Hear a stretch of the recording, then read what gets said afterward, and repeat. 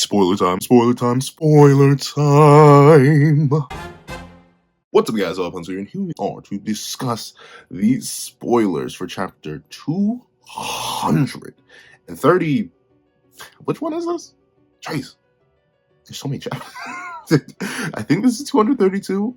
I think it is 232. Last chapter was 231, right? Hold on. Let me double check. Let me make sure I am speaking properly. Lucky enough, I have the Googler on me built in this time.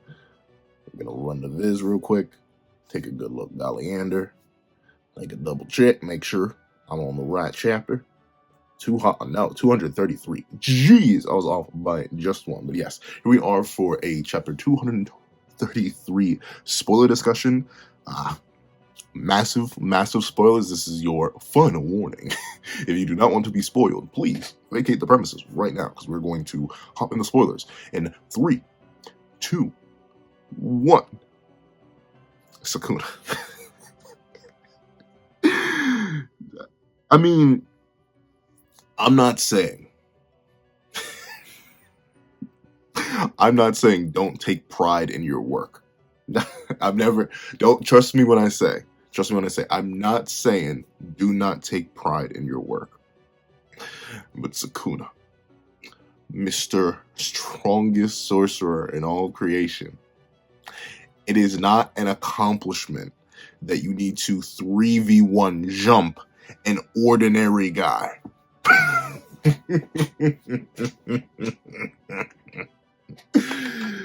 Fun fact, I do have it on me, and I keep it on me at all times. And speaking of having it on me and keeping it on me, I feel like gay. Once again, because obviously, this chapter is very similar to the last chapter, where a lot of people already, I just woke up and I'm already seeing it. It's Gojo over. It's Go cooked. We're Go done. Like just throwing it out there everywhere, up, down, left, right. But honestly, this chapter has kind of only redoubled my faith for a couple particular reasons. But let's stop speaking in vague niceties. Let's actually get into the chapter itself. So we open up and we do get to see that everybody in their mama is extremely worried to see Mahoraga, especially considering Mahoraga does Gojo. And we see that Itadori Yuji, which is so ironic when you think about it, because he's known Gojo the shortest amount of time. Actually, no. Higuruma has known Gojo for the shortest amount of time. But, Yuji's number 3 on that list, I'm pretty sure, of people knowing Gojo. But he's the one who's like, no, I believe in my sensei. Let him cook. Because now that Mahoraga has adapted to Infinity and Blue, I guess he didn't. I'm so a little tad bit confused on how Mahoraga works. But now I guess we'll get into it in a second. Shout outs to everyone who was correct. I will fully take the L on this one. I'll hold that. I can't. The L, I'll hold it. But with that being the case, all Mahoraga is now is something that can actually, early in the morning.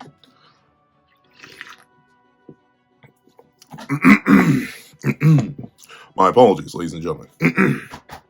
All Mahoraga is now is something that can actually hit Gojo. It doesn't have any other special properties. Of course, it's immunity to blue at this point, presumably, and it's immunity to UV, but UV isn't even on the table anymore. So it does have things, but it's not like a crazy special Omega auto loss button for Gojo. It just is an asset in this battle of liabilities and assets, which is good. I do like that. And we see that Itadori has faith, because not only is Mahoraga now just on equal grounds with Gojo, also, Gojo can just heal. That's the big thing that I was pushing at the end of chapter 232. Y'all, Mahoraga didn't decapitate him. It'd be different if Mahoraga had gone for the head on some Thanos type beat. If he had gone in and just taken a blade and just Gojo's head right off, then it may be Gojo over. But considering Mahoraga made the rookie mistake of going for the chest, which ironically enough is literally what Thor did, except Thor threw Stormbreaker head on into Thanos' chest. Meanwhile, Mahoraga went for the horizontal slash. he made the mistake. Like, he should have just gone, while he had the element of surprise, he should have used it better, at least in my opinion. And we see that certain things are transpiring and occurring because Shoko points out after revealing that she has dropped, let's count. Counting with pencil. 1, 2, 3, 4, 5, 6, 7, 8. And I think there are a few more hidden behind 9. And there are a few more hidden behind the speech bubble and likely off screen. Shoko is going through packs right now. Just endless packs. She was just lighting them, dropping them, lighting them, dropping them, lighting them, dropping them. Like, jeez. But obviously, now is the situation to be stressed. Because look at Yuta.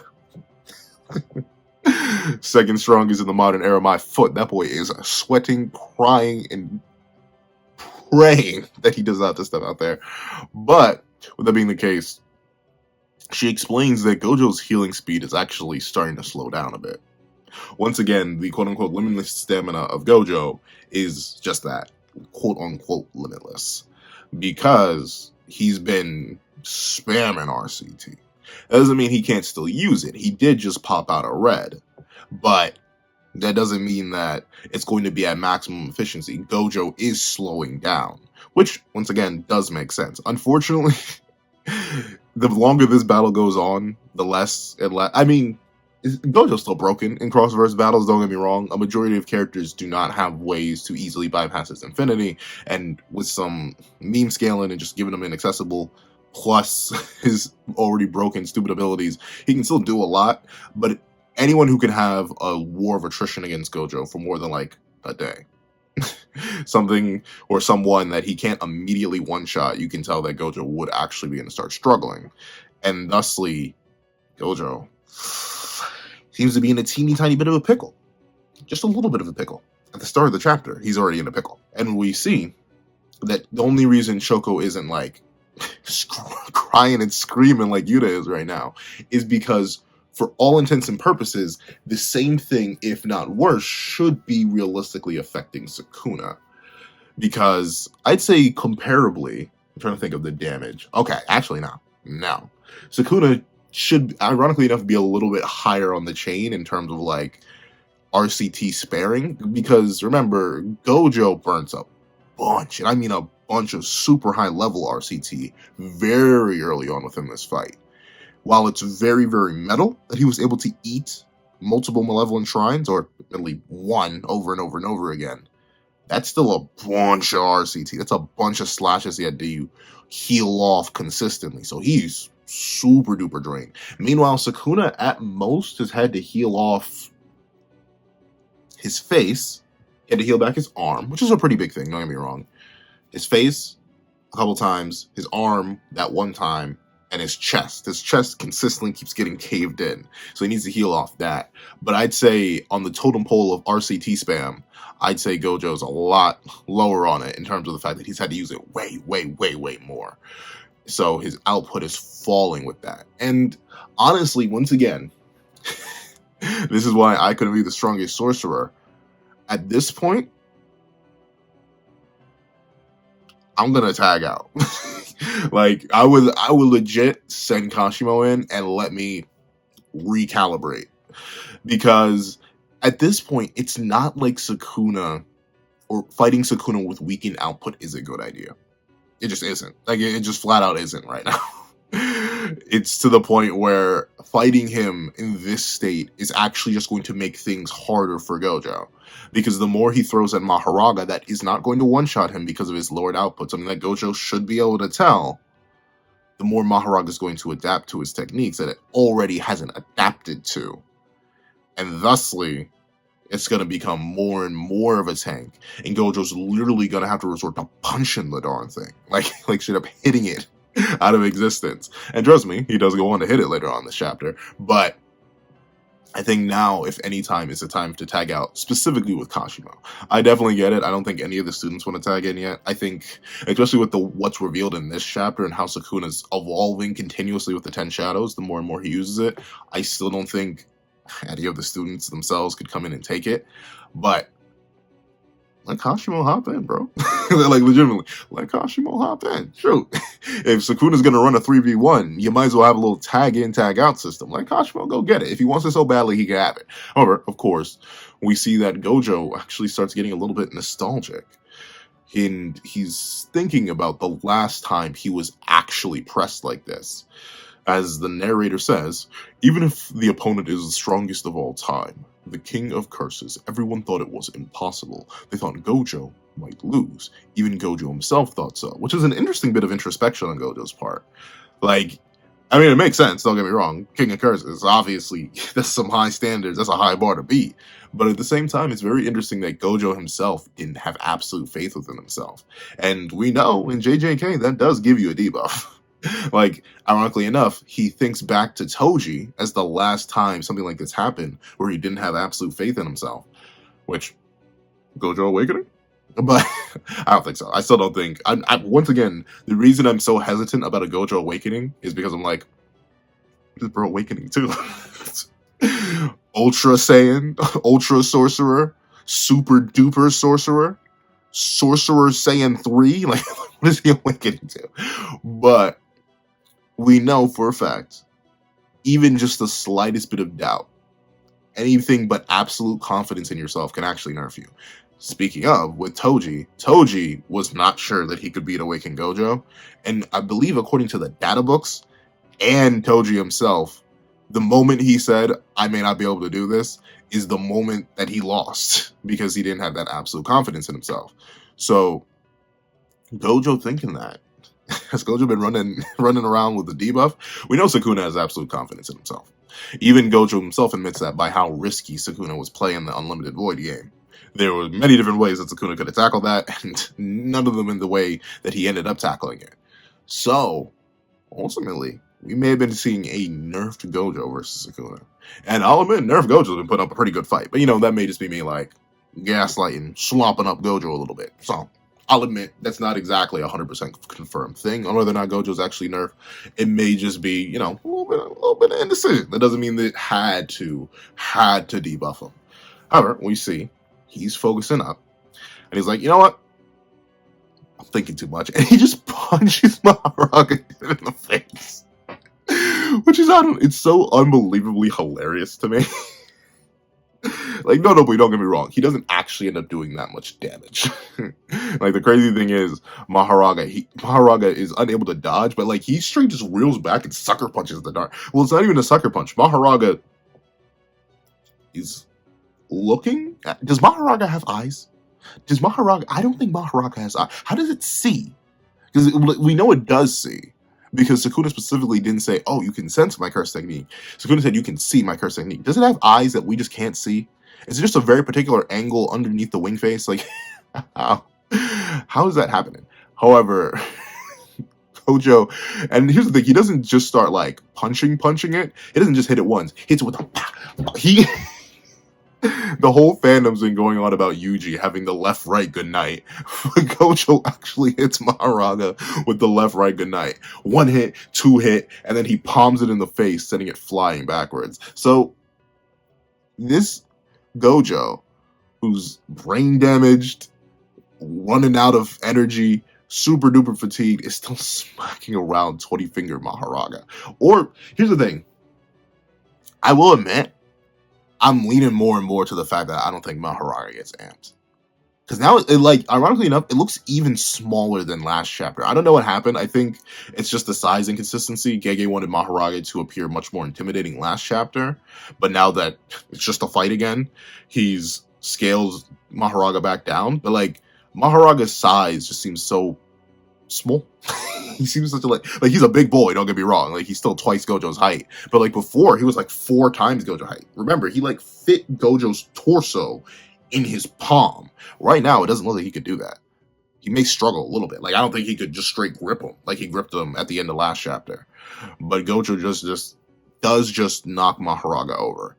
And, unironically, here's the thing. Even if you don't want to say that...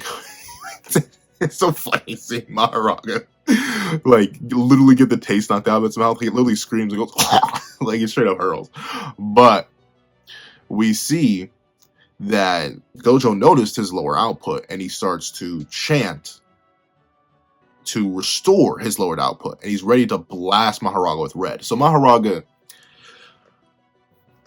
okay, so I think I'm starting to get it. It is a attack by attack basis, I suppose. Weird. So Mahoraga has not adapted to the full breadth of Limitless. It has not. How it adapted to Infinity, that's the thing. I don't get it. Is it because Infinity is the lowest on the food chain? Like, how does it work? But even then, it can't work unless you say Unlimited Void isn't part of the Limitless, or domains count as separate aspects. The reason I'm so confused, right, is because the Infinity is a defensive technique.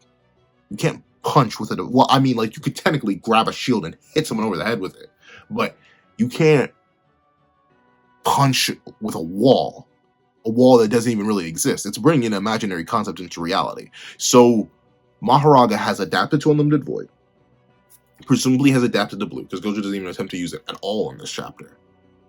But it hasn't adapted to red, and it hasn't adapted to purple, presumably, going off the end of this chapter.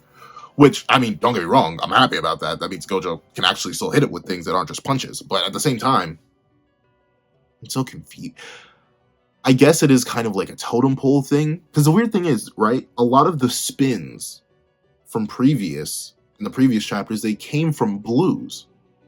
Not the Infinity, right? And I thought last chapter's final spin, the final twirl of the wheel, came from Gojo using red on Sukuna when he was off guard, but the wheel was active and it spun after analyzing red and then dropped, and that's when Infinity was fully adjusted to. But seemingly not. I guess every single bit of contact Gojo made with Sukuna with the Infinity active is what allowed Mahoraga to adapt to the Infinity and all the blue usage, but still not red. I'll admit, I thought he adapted to everything. So all the people in the comments of last week's spoiler discussion and in last week's review who were right, I don't have a hat anywhere near, but hats off to you. Hats off to you, because I legit thought Gojo was done in terms of using techniques. But this is an interesting thing, right? Gojo stays here to do this. Why? Once again, considering that Sukuna is just fully willing to cheat. Like, well, not cheat. Once again, there are some bits of the fraud allegations that you simply cannot defend Sukuna from. I can put on my best lawyer impression all I want. He specifically said two things to Gojo. He said, once I take this brat's body, you will be the first one that I execute. Both of those ended up being wrong. He never took over Itadori's body permanently. In fact, he ran away, as Gojo points out. And even in the short instances where he did take over Itadori's body, Gojo was far from the first person he executed. So those are two fraud allegations. Never beating. But I still stand by it. I guarantee and I stand by it, despite being a Gojo fan. Sukuna using the 10 Shadows does not make him a fraud. In the sense that he's not breaking any pre-contractual agreements. Like, he's not contradicting himself on any statements. He never said he would be Gojo without the 10 Shadows. Except for a time he literally did. But that, and him using it, not an issue for me. But since we're using underhanded, body-snatching, sly tactics, I feel like now's the time, if any time is the time, to get some distance. Back up. Because he throws out a weakened red. Before he's able to fully restore his output, he throws out a weakened red at Mahoraga. Now Mahoraga's further adapted to red. Why do that? Why not just, since you can teleport freely and Sukuna has to bring the battle to you, you don't even have to leave. Like, you don't even have to go all the way back to where the others are. Just teleport to another part of Shinjuku, do the chants, and teleport back in. Maybe he doesn't want to do that because he's afraid that Sukuna would have time to do that as well. But Sukuna currently has an advantage that you don't, Gojo. It's the fact that he doesn't actually have to run the ones with you. He can actually genuinely jump you. And unfortunately, as we see, Gojo, as he is about to perform another red, which is interesting, he takes up a different stance for red. Like, maybe this is going to lead to something else, but I suppose it is still the sort of Spligacker position that he goes for. But already the King of Curses dropped into the shadow has reawoken, and it bursts free. Well, not it. What bursts free from the shadows is Rabbit Escape. And I will admit, I already have a video planned on talking about how 20 Finger Maguna has been pretty disappointing. 20 Finger Sukuna itself has been pretty finger disappointing. I love my English. But I've already have a video planned on that. But I am definitely, and I mean definitely, disappointed in the full power of the 10 Shadows technique. I am. I think there's no other way to put it. I think Gege set the bar too high with Nue. The fact that these aren't massive car-sized rabbits, they're like slightly bigger than before. Gege, like you couldn't, like once again, especially since Rabbit Escape is not an offensive technique. And in the first place, I get why they don't necessarily get too amped, and I get it. Mahoraga's already perfect, so why do you need to amp it anymore with Cursed Energy?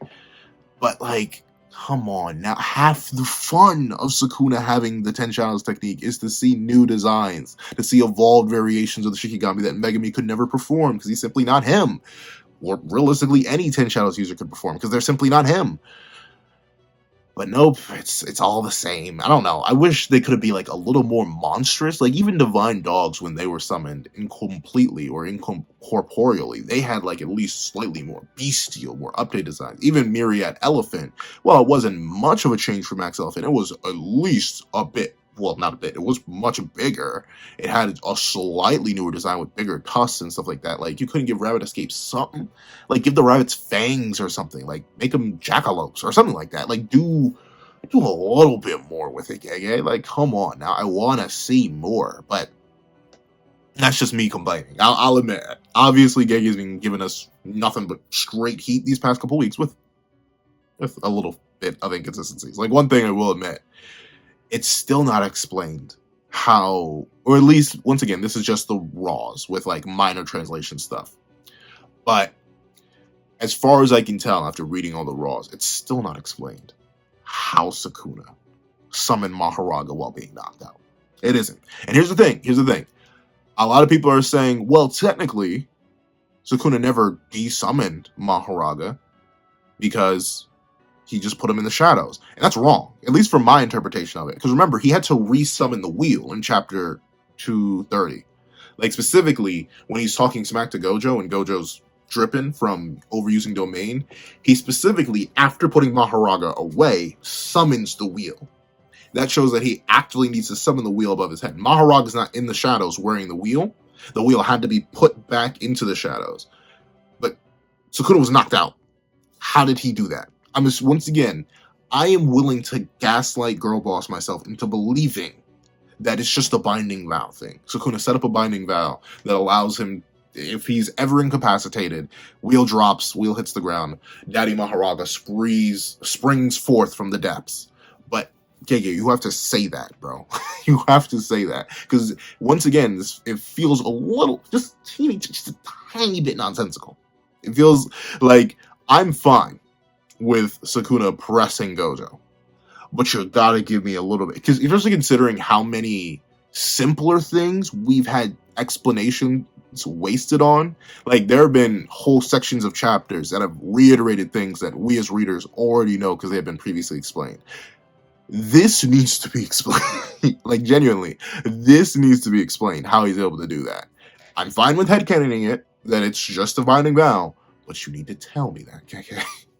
Just because I can interpret that doesn't mean it's true, and doesn't mean it still fully makes sense. How can you make a binding vow to use your technique when you're literally knocked out?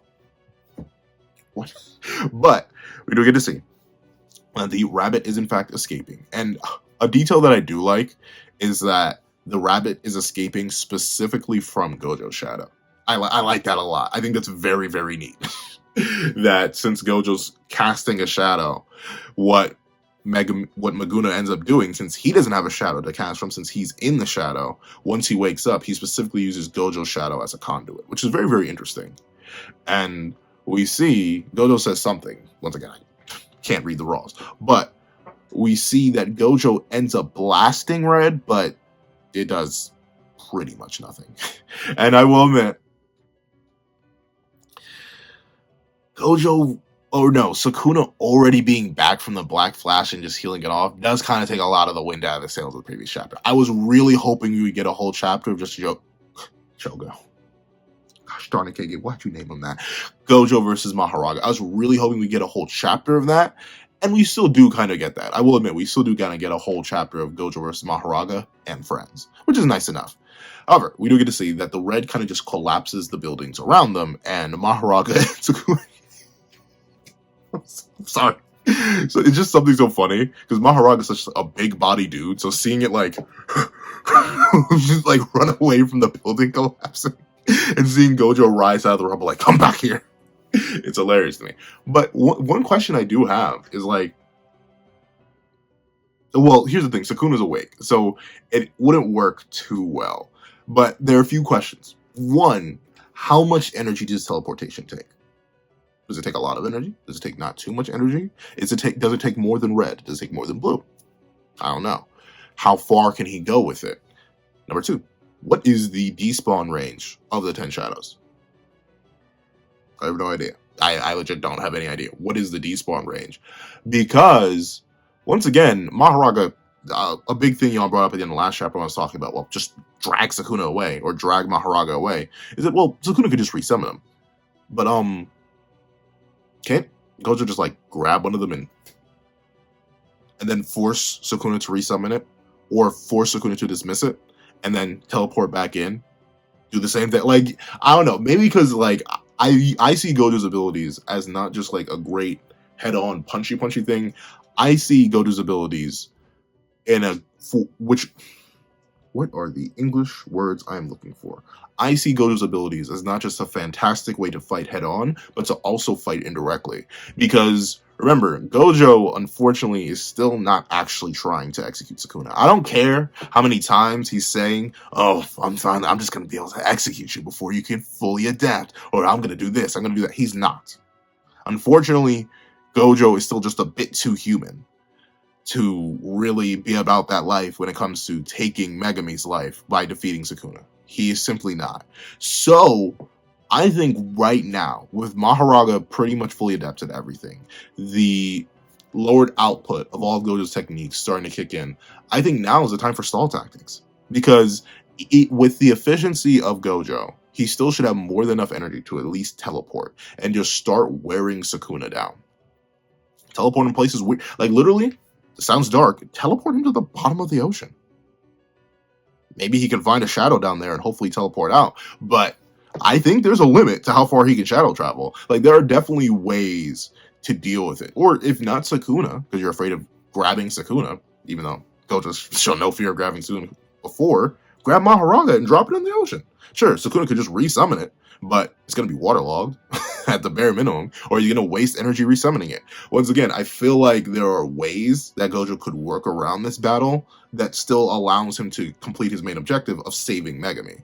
And one of those ways would be to literally just keep hopping in, hopping out, tagging in, tagging out, use the full world. Like, I get it, he's limiting it to Shinjuku, so all the damage is isolated into one place, but like, Gojo, you got the whole world is your oyster, buddy. You can literally make the battlefield whatever you want. And considering he was able to survive just fine underwater, drag him underwater.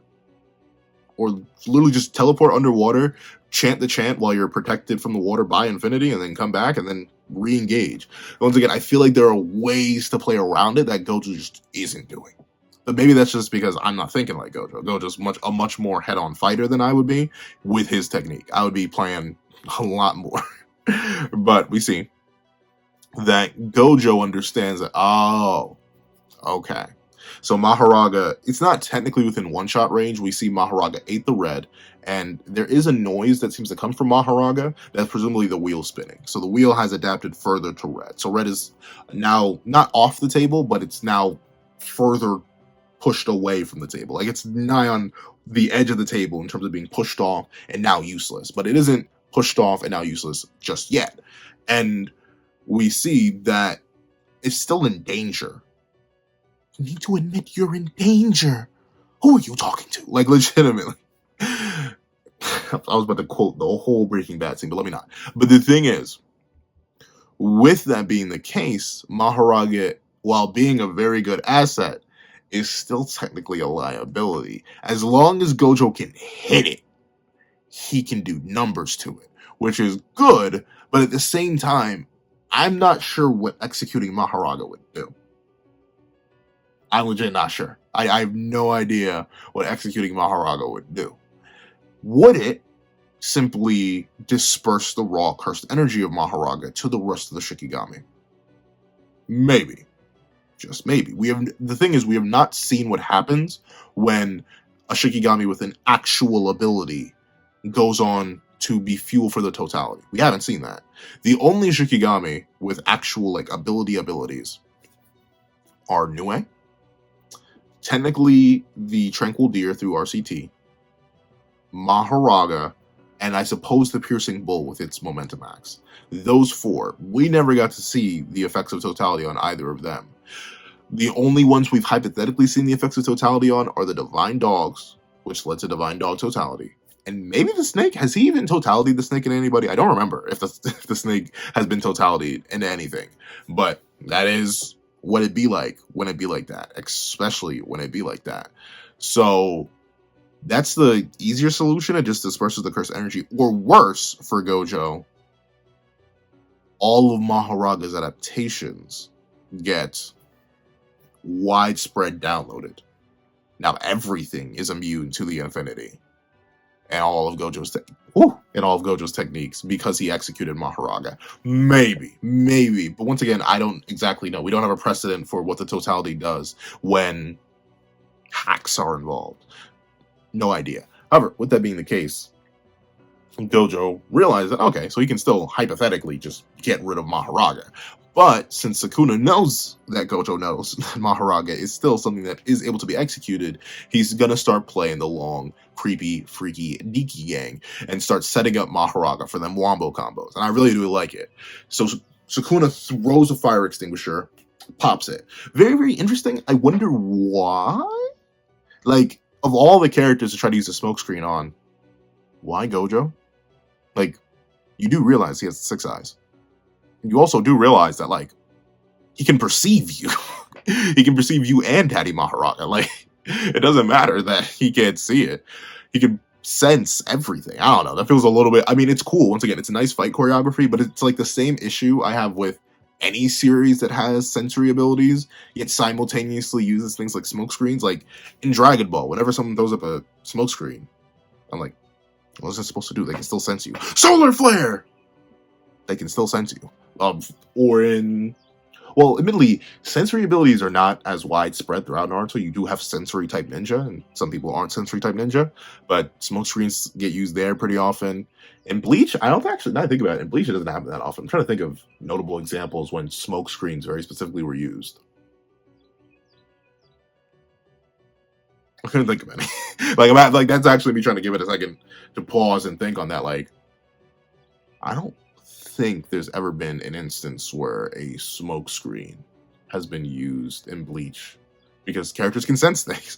But I do admit I love the paneling here where Sukuna throws it, then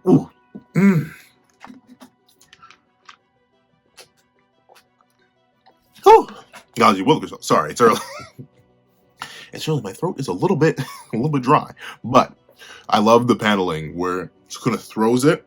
The fire extinguisher slanted down, which angles you to the explosion of the fire extinguisher. The explosion of the fire extinguisher's edges lead you down to Gojo, and then Gojo's natural angling, the way his knees are pointed, leans you down into Mahoraga, who's chilling on the ceiling. Mahoraga, if you don't get your big behind self off the ceiling, you are not Spider-Man. Chill out for... What's he posting up there? How is he even doing? Can he fly? Can he stick to surface? How is he chilling on the ceiling? Is he flapping his is he flapping his head wings or something? How is he on the ceiling? Like, presumably this may just be him, like, leaping up to the ceiling and about to spring down off of it. But, like, from this image, because it's a still image, I can't tell if that's the case. There are no motion lines on Mahoraga, though. It literally just looks like Mahoraga's chilling on the ceiling. Like, Mahoraga, you are too heavy, bro. Get down on that. I don't know why this image in particular, it's just so funny to me. Maharaga's just like, I'm gonna come get you, Infinity Man. It's hilarious. But we see Gojo be put in a pretty rough situation. Because since Maharaga's on the roof, we don't got bugs on the roof, we got Mahoraga on the roof. It allows Sukuna to press Gojo from multiple sides. This is, I gotta bring it back. Unfortunately, we're in a fight. I have one fighting game for reference.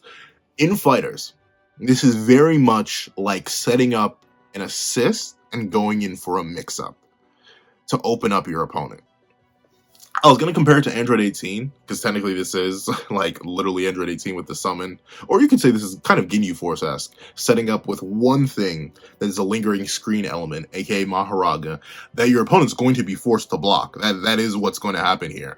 As Sukuna goes like, starts rubbing them hands together, we know that Gojo is going to have to block.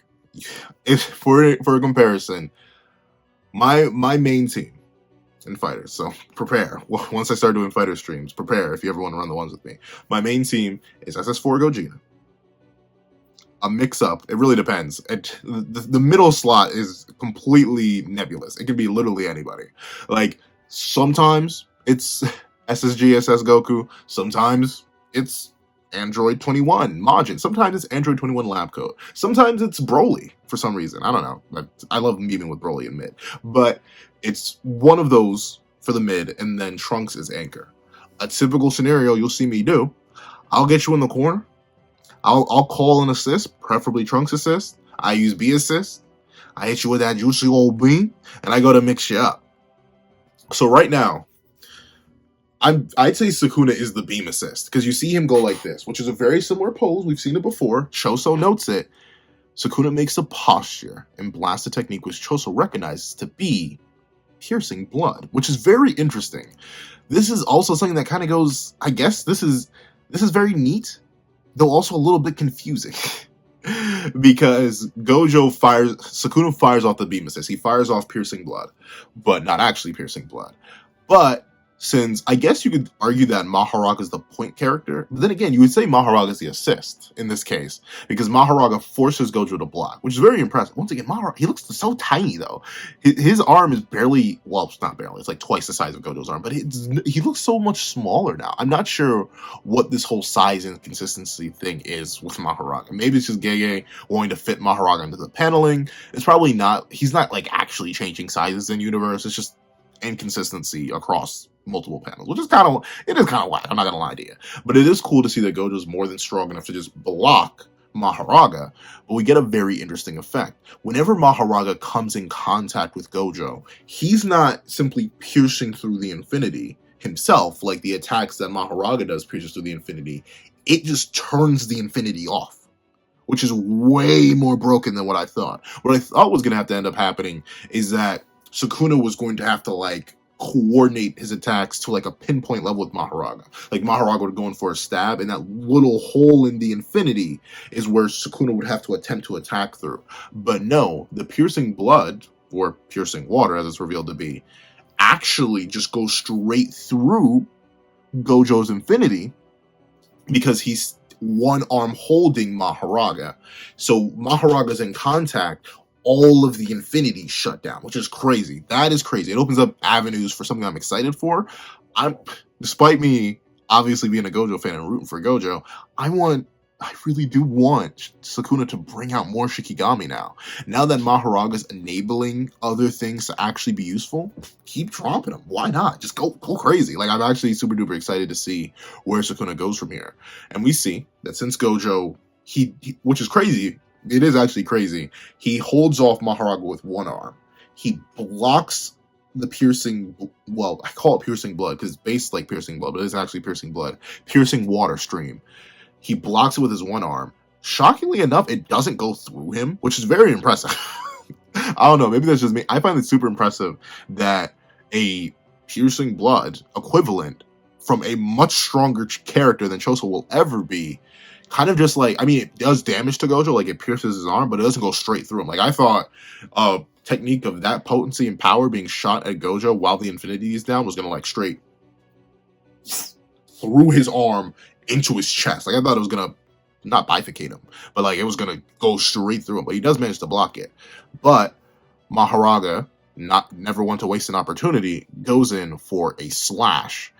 But we see, I think Gojo manages to dodge the entirety of it. Yeah, he does dodge the entirety of it. The only drip is coming off the spot where he was hit by piercing water, which is very, very impressive. But once again, I think this is, I keep bringing it up, now would be the time to isolate. Now would be the time to back up and be like, whoa. Let me give this some thought real quick. Let me not just play into these games. But we see that Gojo realizes that Sukuna isn't actually just supporting Mahoraga and protecting him from Gojo, but also it is now a proper 2v1 fight. Because whenever Mahoraga is in contact with Gojo, Sukuna can attack with any technique. Any technique. Right now, we see Sukuna very specifically sticking to the 10 shadows. He managed to do the water blast, that's a very close copy of Piercing Blood, by using Max Elephant without summoning it. How he can do that, I have no idea. No clue how he can do that. It's not explained. I guess that's just an ability of the 10 shadows. I don't know. We never saw Megami do that. We saw Megami do something similar to what Sukuna does later on in this chapter, but we never actually got to see him utilize this. Like, using the abilities of the 10 shadows without manifesting them. But then my question is, if you can use the abilities of the 10 shadows without properly manifesting them, why not just use Mahoraga's abilities without manifesting them? Like, if you can just make yourself, if you can use the abilities of the 10 shadows without actually having to use the 10 shadows, why risk Mahoraga at all? Why not just use your abilities with Mahoraga's ability? I don't know, maybe, once again, maybe Mahoraga's a special case. Maybe Sukuna / 10 shadows users can only do that with lesser Shikigami, not Mahoraga. I don't know. It feels weird. Like, since we're introducing that now, it makes less sense for Sukuna to be whipping out Mahoraga at all. But now that it's a proper 2v1, hopefully, finally, we can see Sukuna not just use more of the 10 shadows, but actually start delving into his other curse techniques. I want to see the Flame Arrow. I want to see Cleave and Dismantle brought back into the fight.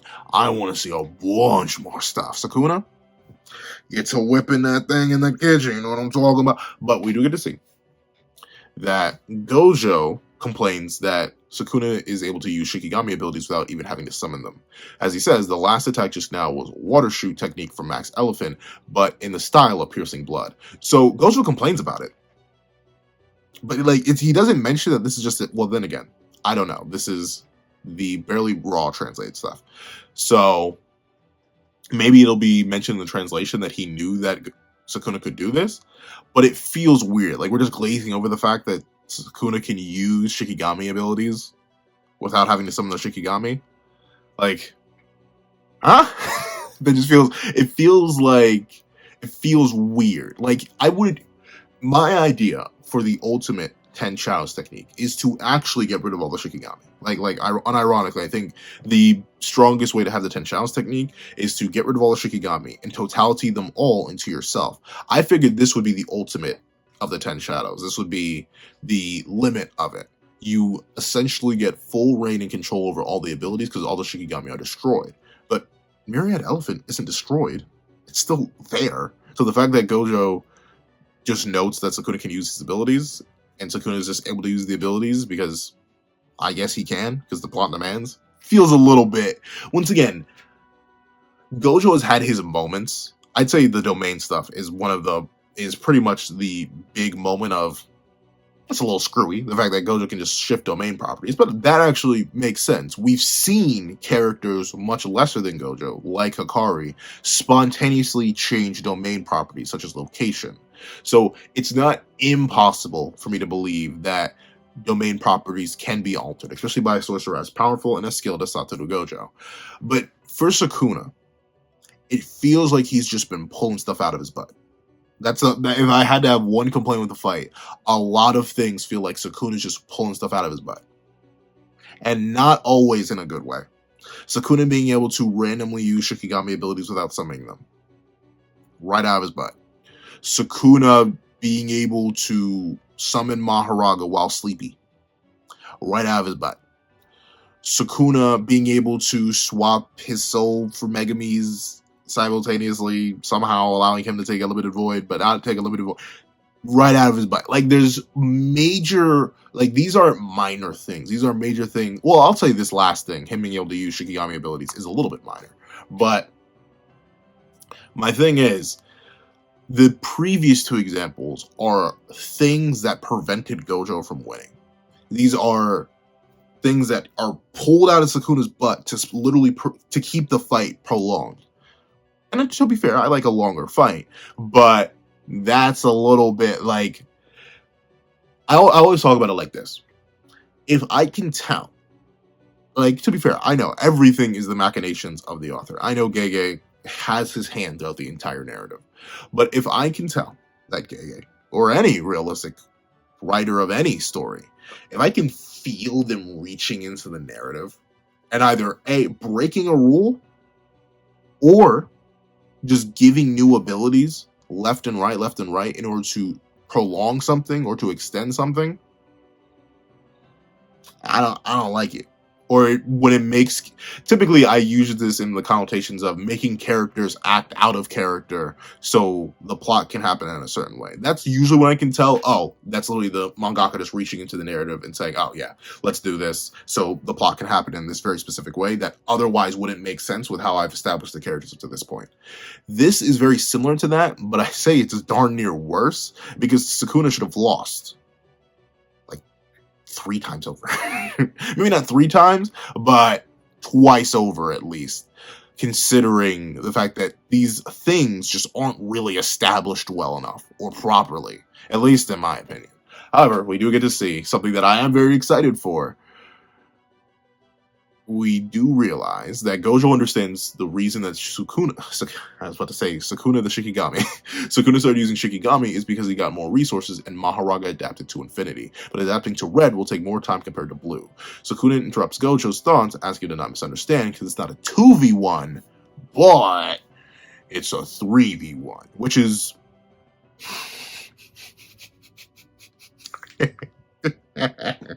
like Sukuna. One, more confirmation that Mahoraga's adaptation does not work in the way I thought it did. Fine, whatever. Whatever. I don't even care about the adaptation anymore. I'm not gonna give myself a headache on that anymore. But we see that Sukuna summons a new Shikigami named Chimera Beast Agito. I say Agito, but it may be Agito. I'm not sure. Someone tell me how to pronounce it. Someone will probably know. But I did read somewhere that this Shikigami is an amalgamation of Nue and Divine Dog? I have no idea how that's the case. It looks nothing like either of them. This looks like Tranquil Deer merged with something, if anything. But that's that. I thought maybe this was the 10th shadow, like this is the final 10th shadow, but Chimera Beast does imply a fusion, and from what I read, this is a fusion of Divine Dog and Nue. If it is a fusion of Divine Dog and Nue, why is it so small? It's 20 fingers Sukuna. Like, I get it. Maybe Gege doesn't want to do actual kaiju fights, but then don't do it. Don't get my hopes up. Like, one complaint I have, don't get my hopes up. If you're gonna establish the fact that the Shikigami will get bigger, beefier, juicier, then let him be bigger, beefier, and juicier. Let me see Gojo deal with titans, monsters, beasts, demons. Like, we know that you're already leading to a massive Shikigami type deal with Kenjaku's big final plan. And maybe, just maybe, Gege saving the big old kaiju battle for that. But at the same time, if you're gonna let us know that the 10 shadows can get big and beefy and juicy with Sukuna's cursed energy at a 15 finger. Once again, I need to remind you, Nue, when summoned by 15 finger levels of cursed energy, was bigger than skyscrapers. If this really is the fusion of Nue and Divine Dogs, like I read somewhere, why is it so small? And even if it isn't, why is it so small? Why is it so tiny? Like, make it bigger, bro. Maybe this is just Sukuna limiting the size of them because he thinks big, bulky things would be ineffective. But come on now, broski. Have a little fun. Don't think logically. Have fun. Sukuna, play around a bit. And honestly, I would have preferred just regular Nue. Like, it would be so cool if, as in the middle of Gojo and Sukuna's fight, Sukuna makes a hand sign. Gojo's like, wait, isn't that Nue? Where's it going to come from? And then just through the building they're standing in, just massive bolts of lightning rain down. And since Maharaga's in contact, the lightning actually hits and fries Gojo. That'd be so cool, but we don't get that. But I will admit, regardless of all my big baby complaining, oh, wah, YouTuber man doesn't get his big cool monster fight. Yeah, that is what I sound like right now. I do sound like a big old baby. The Chimera Beast Agito does look very, very cool. I don't know why it has chesticles, though. That's very weird. Why does it have chesticles? Especially if this is a fusion of the Divine Dog and Nue, and neither of them have chesticles. Why does this one have chesticles? But we do get to see that Agito, Mahoraga, and Sukuna. Speaking of it having chesticles, I've already seen y'all. Stop. I mean, I can't. I'm a down atrocious guy myself. I don't do it on the channel that often because, admittedly, I don't know. I'm not attracted to pixels. I'm sorry, but I've already seen some of the comments about Agito. Y'all are sick. Y'all are sick. The amount of people, like, under the spoilers where I got them from, among the spoilers, the amount of people I saw just comment, wood. Like, come on now, y'all. Have standards. Have standards, gosh darn it. Shoko's right there. But with that being the case, we do get to see that Sukuna flexes that he's about to jump Gojo in a 3v1. And hey, you know, a lot of us were asking for Jujutsu Kaisen, and even though this isn't in the way we wanted it, I'll take it. I'll take some Jujumpsu Kaisen when I can get some Jujutsu Kaisen. And that's what this is right here. And I love how Gojo, like, he kind of plays into the Father Mahoraga stuff, because he says, he makes fun of Sukuna for walking around like a lost child with two giant parents with him. Mommy Agito and Daddy Mahoraga. And he is kind of right, because Sukuna does look so small next to them. Like, I get why, once again, it's probably all to mentally debuff Gojo, keeping Megabee's face, but I really wish he was in his original form, bro. That'd be so much better. Sure, he'd still be smaller than the two giants, but I think it would be nice. However, we do get to see that Sukuna doesn't even humor Gojo. He's like, fine. See if you can mock me when you're dead. And he immediately sends both Shikigami for him. Though admittedly, it's very interesting. Mahoraga takes the lead. Mahoraga is the point character here, which makes sense. Mahoraga is the key to deactivating Infinity, and we see that Mahoraga swings, but he misses. Gojo is able to fly out of the way, and Agito doesn't actually do much in this first panel. It just revs up. Once again, considering Mahoraga is the key to deactivating the Infinity, even for a little bit, it can't really do much on Frip. But once again, I do love this. Out of Gojo's shadow comes Sukuna with another piercing blood, but ironically enough, even despite Sukuna coming out of his own shadow, I get it, Gojo was likely able to sense him, Gojo was able to dodge it. And then he dodges another swing from Mahoraga. And then Gojo does admittedly whiff on Sukuna. Sukuna manages to backflip out of Gojo's way when Gojo goes to punch the ground. And then Mahoraga swings, but Gojo dodges backwards. But then Agito comes in and he goes to swing. But it's crazy. I think Gojo teleports. This is kind of metal. Gojo teleports out of between the two of them, so Agito and Mahoraga end up clashing. And that's cool. I do like that. Now we're finally getting into like proper, separate manipulations of space and stuff like that. Sukuna's using his shadow travel ability, which is a manipulation of space, and Gojo's just using teleportation, which is another manipulation of space. I like that we're delving into that. And of course, Gojo fires off red against Mahoraga, but it's not enough, man. You gotta, I get he goes to realize this by the end of the chapter, but I don't think you should be doing that right now, Gojo. Not with weakened output, not when Mahoraga's so bulky, not when it's probably already a bit adapted to red already, and the wheel spun earlier this chapter when you hit it with a weaker red before. You need to be saving those things, Gojo. I don't get, like, that's a mental disconnect for me. I feel like Gojo's smarter than this. He knows he should not be wasting precious reds like this. He should teleport out, get his cursed output back up, and then teleport back in and try to do something like that. He shouldn't be trying to hit Mahoraga with weakened reds. However, you do get to see, since Mahoraga just face tanks it and goes, oh, you got, blue-eyed man? Gojo's like, oh no. He realizes that he has to use that to demolish Mahoraga in one shot. The charge is big, and Sukuna will be aware of it, but he says he's got no choice but to use an unlimited hollow technique. So, presumably this is purple, but I've been seeing a lot of people say it's the maximum.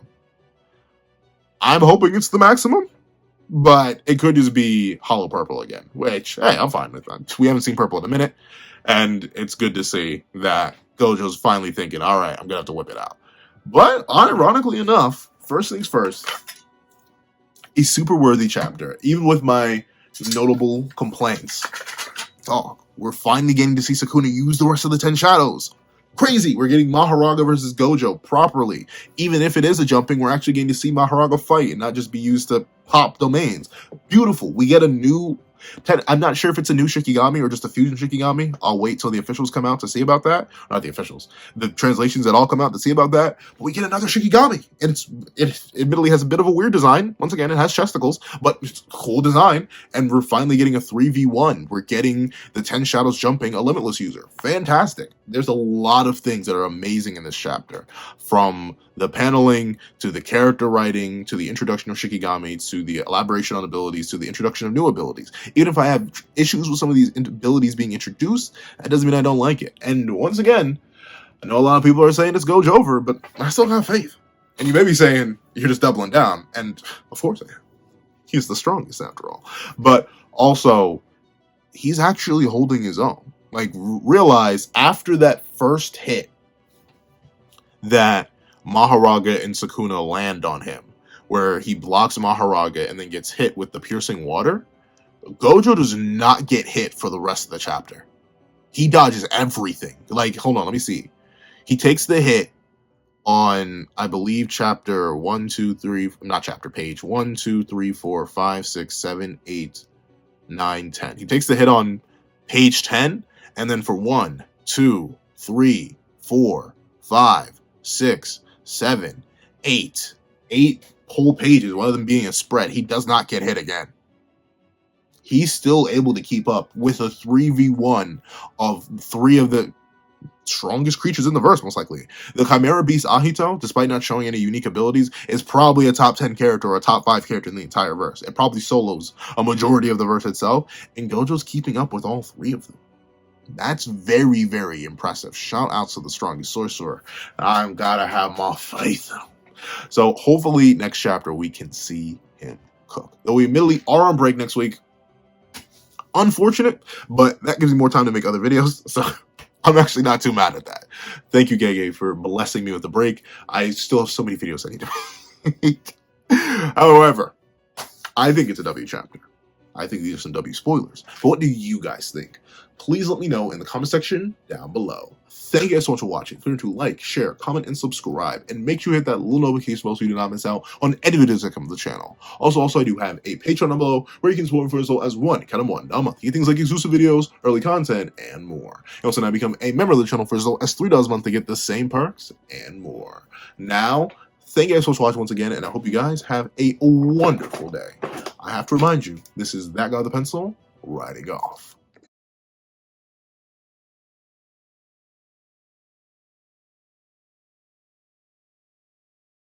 I'd like to give a thank you to our $3 members, Wakanda Plays and Red Wolf 4765.